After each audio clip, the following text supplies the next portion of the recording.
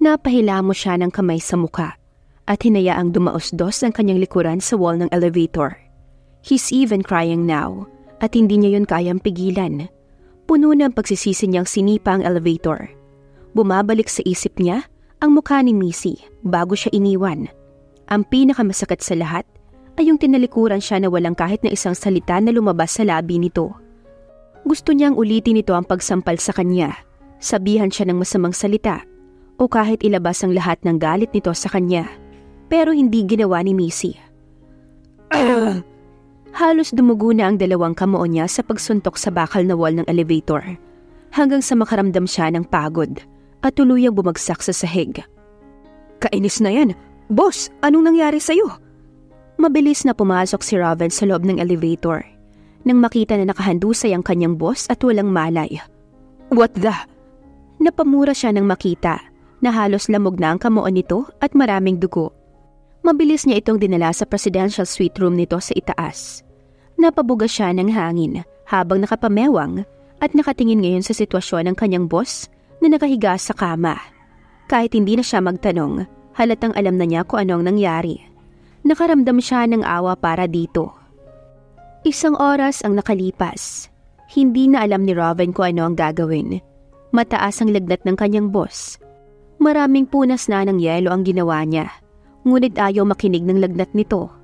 Parang pag-ibig lang ng dalawang amo niya. Kahit kasing tigas ng yelo ang puso mo, boss, kaya pa rin tabla ng nag-aapoy ng pagmamahal ni Ma'am Missy. Sayang nga lang at huli na ang lahat. Usal niya habang nakatunghal sa kanyang boss. Missy. Boss! Lumapit si Raven upang kumpirmahin kung may sinasabi ang boss niya. Missy, ano ba yan? Kailangan ng boss niya ang kalinga ng asawa. Alam niyang kapag nagkakasakit ito, alam niyang si Ma'am Missy lang niya may kakayahan na pagalingin ang lagnat nito. Hangal mo kasi, boss. Swerte mo na sa asawa mo, hindi mo pinahalagahan. Missy, muling sambit nito. Dalhin na lang kita sa ospital, boss. No, I want my wife. I need my wife. Nakamot ni Robin ang ulo. Paano ko naman dadalhin si Ma'am Missy dito, boss? Kung ikaw nga hindi mo kaya ang asawa mo, ako pa kaya na alalay lang. Kahit nagrereklamo si Robin, hindi pa rin niya matiis ang kanyang boss. Sinubukan pa rin niyang hanapin ang Ma'am Missy niya. Miss, may I know where Ma'am Missy's room is? Tanong niya sa information clerk. Tinignan muna siya nito. Agad naman siyang nagpa-cute upang hindi magpagkamala na mandurukot. Ngunit napaismid siya nang marinig ang sagot nito sa kanya. I'm sorry, sir, but we are strictly forbidden to give information about her. Even his husband is asking? Muling hirit niya. Especially if his husband is the one asking, sir. Tinalikuran na siya nito at nag-entertain na ng ibang guest. Anak ng kobra. Mahinang usal niya. Ang malas naman ng kanyang boss. Sandali muna siyang nag-isip. Kung hindi niya magawang hanapin ng babaeng boss niya sa pamamagitan ng tamang proseso. Alam na niya ang kanyang dapat gawin. Kalahating oras ang nakalipas. Nasa kalagitnaan ng paghahanda si Missy ng lahat ng kanyang gamit nang biglang magring ang telepono sa loob ng kanyang suite room. Nagtaka siya kung sino ang tumatawag. Dalawang option lang. Either sa loob ng hotel ang tumatawag or ang kanyang kuya Miko. Sinagot niya ito. Yes? Hindi na siya nagsasalita ng masyadong formal. Ma'am Missy, kailangan ka ni boss. Mataas ang lagnat niya. Diretsahang wika ni Raven sa kabilang linya. Napataas ang dalawang kilay niya dahil sa narinig. Pwes, dalhin mo siya sa ospital. Sagot niya at binagsak agad ang telepono. Napangiwi si Raven nang marinig ang pagbagsak ng telepono mula sa kabilang linya. Anak nang. Gumastos pa siya ng ilang dolyar para lang suhulan ng staff hotel. Ngunit wala pa rin. Ito lang napala niya. Mukhang bumaligtad yata ang mundo. Ang babaeng boss na naman niya ang naging bato ang puso ngayon. Boss, dadalhin na lang kita sa ospital. My wife. Kahit naghahanap ang namumulang mga mata ng kanyang boss sa asawa nito, hindi na iyon pinansin ni Robin. Minabuti niyang dalhin ito sa pinakamalapit na ospital. 2 oras ang nakalipas. Galit na galit si Miko nang tumawag sa kapatid niya. What are you doing, Missy? Lagi ka nalang umaalis nang hindi nagpapaalam sa akin. I'm sorry kuya, but I really need to do this. Alam na ni Caleb ang identity ko at hindi magiging tahimik ang buhay namin pareho kapag lagi kaming nagkikita. Nandito ako sa branch ng Cassie Pharma sa Queensland. Tamang-tama at magbubukas pa lang ang bagong ospital ng Cassie. Kaya naisip kong dito manatili hanggang sa mga anak ko. Sa ganitong paraan, makakatulong pa rin ako sa'yo. I'm sorry kuya. Kahit paano ay huminahon si Miko nang marinig ang paliwanag ng kambal niya. Isang buntong hininga ang pinakawalan niya. Magpapadala ako ng tauhan dyan. Kuya, please, wag na. Agaw ni Missy sa pagsasalita ng kuya niya. Missy! Galit niyang sininghala ng kapatid. Okay, sige po. Parang maamong tupa naman si Missy na sumang-ayon. Ayusin mo na ngayon ang buhay mo at bilang parusa kay Caleb, pinupull out ko lahat ng mga investors natin na pina-invest mo sa kumpanya niya. Patunayan niyang kaya niyang ibangon ang kanyang kumpanya kahit wala ka. Walang nagawa si Missy kundi ang sumang-ayon. Mas maganda na nga rin iyon at maibaling na ni Caleb ang atensyon sa pagpapabangon ng sariling kumpanya nito kaysa ang hanapin siya. Ayaw niyang malaman nito na buntis pa rin siya. Si Missy. Umiwas ng tingin si Robin nang marinig ang tanong ng boss niya. 2 araw itong natulog dahil sinadya niyang hingin sa doktor na patulugin muna ito. Alam kasi niyang kahit masama pa ang pakiramdam nito, ay hahanapin pa rin ito ang asawa. Hindi nga siya nagkamali dahil siningil na siya ngayon. Robin! Muling tawag ni Caleb sa alalay. Ang mommy at daddy mo tumawag, kinakamusta ka? Iba ang sinagot niya. Si Missy ang tinatanong ko sa'yo.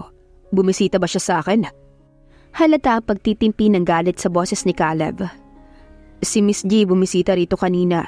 Sandali lang muna siya lumabas pero babalik. Where is my wife?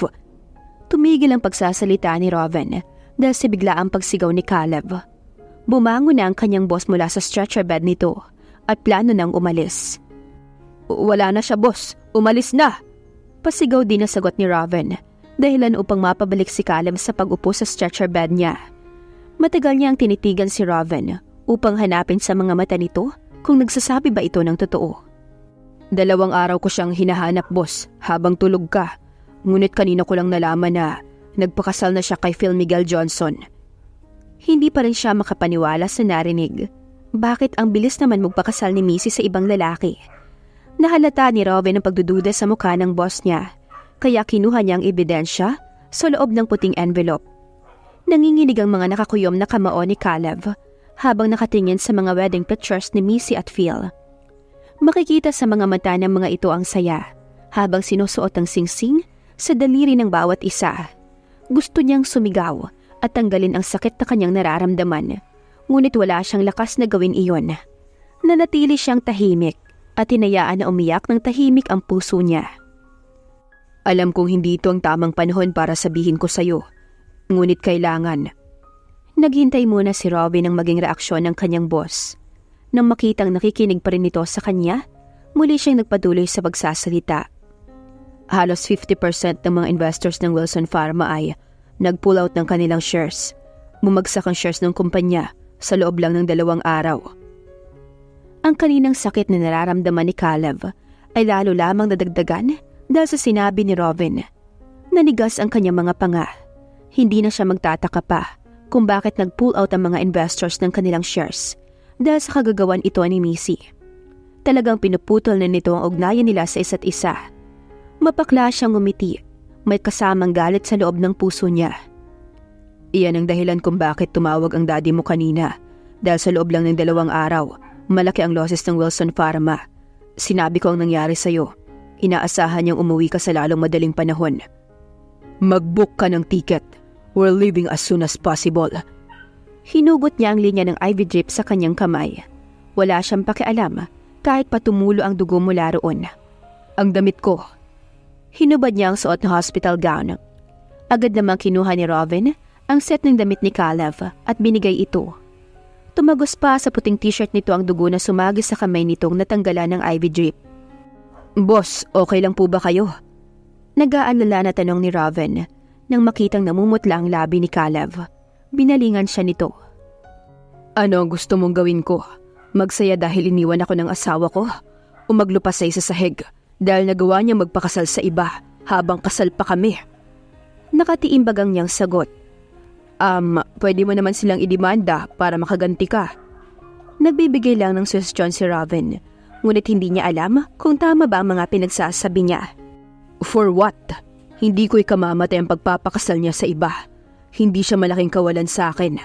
Kaya kong panindigan at ibangon ang aking kumpanya nang hindi umaasa sa kanya. Gumuhit ang saya sa mukha ni Raven dahil sa narinig. Iyan ang tunay na dark ng Black Eagle. Masaya ako sa pagbabalik mo, boss. Akala ko tuluyan ka ng iginupo ng pagmamahal mo kay Ma'am Missy. Sandali siyang natigilan habang nagsusuot ng pantalon. Pagmamahal? Siguro muntik na. Ngunit wala nang puwang sa kanyang pagmamahal ngayon at baka tuluyan na siyang hindi makabangon. Hey Mr. Wilson, gising ka na pala. Napalingon silang dalawa sa malanding boses na umeko sa loob ng silid. Pumasok na pala si Miss G. May dala ito mga sariwang prutas at kasama pang fresh flowers. Lumapit ito kay Caleb at humalik sa gilid ng labi nito. Ngunit pinili ni Caleb na halikan ang labi nito, dahilan upang magulat ang dalaga. Are you courting me, Miss G? Namumula ang mukha ng dalaga, ngunit umamin din ito. I can't resist your hotness, Mr. Wilson. Nakangiting hinawakan ni Caleb ang dalaga. Napaawang ang labi ni Robin. No way! Bumalik ang pagiging babaero ng boss niya. Kaliwat kanan ang babae nito nung nasa underground business pa sila. Nagbago lang ito nang maging asawa si Missy. Ngayon sa nakikita niya, mukhang bumalik ang ugali nito. Endless woman. Kanina lang parang papatay pa ito ng tao. Nang malaman, nagpakasal si Missy kay Phil Johnson. Ngunit ngayon, pinatulan na ang paglalandi ni Miss G. Wala itong pakialam kahit nandyan siya at nakatingin. So, will you now accept my proposal? Hinahalika ni Miss G si Caleb. Women are nothing but a slave for him. Hindi niya dapat minamahal. Kung sino sa mga babae niya ang magbibigay ng anak sa kanya, then be it. Hindi niya kailangan magkaroon ng tunay na asawa. Namamahalin niya tulad ng laging sinasabi ng daddy niya para magkaroon ng pamilya. Women are everywhere. Ang mga ito mismo ang lumalapit sa kanya. Sapat nang may anak siya para magkaroon ng tagapagmana. Makakarating din tayo dyan. Oh, I see. I will wait then. Kaya kong maghintay, Caleb. Idinikit pa nito ang dibdib sa katawan niya. So, Caleb na ngayon ang tawag sa kanya. Nagsisimula na ito maglagay ng label sa kanilang dalawa. Napangisi siyang lumabas ng silid ng ospital habang nakaakbay pa rin kay Miss G. Binalingan siya ni Robin na kasalukuyang nakasunod sa likuran niya. Settle the bill. I will wait in the car. Nakamot ni Robin ang ulo. Boss, wala tayong car. Nasa New York po tayo ngayon. Paalala niya sa boss. Then, rent a car too. Oh, sweetheart, there's no need to do that. Pwede nating gamitin ang sasakyan ko. Sasama ko sa iyo sa pag-uwi. Putol ni Miss G sa sinabi niya. Sa lahat ng ayaw niya ay mayroong babae na nakabuntot sa kanya. Kaya tinanggal niya ang kamay sa balikat ng dalaga. Marami akong aayusin sa kumpanya. Ayoko ng istorbo. Prangkang wika niya. Nakita niya ang pagguhit ng lungkot sa mga mata nito. Okay. Ihatid ko na lang kayo sa airport. But expect me in a couple of days. Parang tuta itong sumang-ayon sa kanya. Good girl. Kinulo niya ang buhok nito bago nagpatuloy sa paglalakad. Napailing na lang si Robin habang sinusundan ng tingin ang papalayong boss niya kasama ang bagong babae nito. Pagdating sa Pilipinas, agad na dumiretso si Robin sa kanyang opisina. Heto siya ngayon, stress sa buong maghapon, sa kakaisip ng strategic plan at SWOT analysis kung paano ibabangon ng Wilson Pharma. Isang option lang ang meron siya, ang pakialaman ang dating naipundar niya. Kung hindi ka kasi nagloko, hindi sana tayo umabot sa ganito. Hindi mo sana hinayaan na iwan ka ni Missy. Siya ang lahat. Siya ang dahilan ng lahat kung bakit umusad pa itaas ang kumpanya. Ngunit siya rin ang dahilan kung bakit ako nalugmok ngayon, Dad. Pasigaw niyang wika sa ama. Natigilan ito sa pagsasalita at nakatingin lang sa kanya. You know, Dad, just give me enough time to prove myself. Hindi ko kailangan ng babae sa buhay ko. Hindi totoo yung tangin ng motto mo na yan, na behind every successful man, there is a woman. Hinampas niya ang mesa. Behind my success is my wife. Saan ako nakarating ngayon? Tumaas na naman ang presyon ng dugo niya. Halos araw-araw na lang, naging anino na niya si Missy. Paano niya ito makakalimutan kung lagi naman itong bukang bibig ng kanyang ama? And behind every unsuccessful man, there are two. Umangat siya ng mukha upang tignan ng ama. Kung bakit ka nalugmok ngayon dahil sa tagumpay mo, ay dahil gusto mo dalawa ang babae mo. Binara siya ng ama. Hindi siya nakapagsalita dahil sa sinabi nito. Tama naman ang pagdating ni Roven. Pumasok na ito sa opisina. Good morning, Chairman. Nag-excuse muna ito sandali sa chairman at lumapit kay Caleb. May ibinulong ito sa tenga ng boss. Boss, tapos ko na ang pinapagawa mo. Naubos ko ng withdrawin ng pera. Sapat na ba para takpan ng losses ng kumpanya? Pabulong niyang tanong. Yes, boss. Hindi ko alam na may ganitong pera ka pala. Ang laki. Hindi naman ito income ng underground business natin, hindi ba? Pakialam mo. Wala akong pakialam sa kita ng black market. May iba akong negosyo.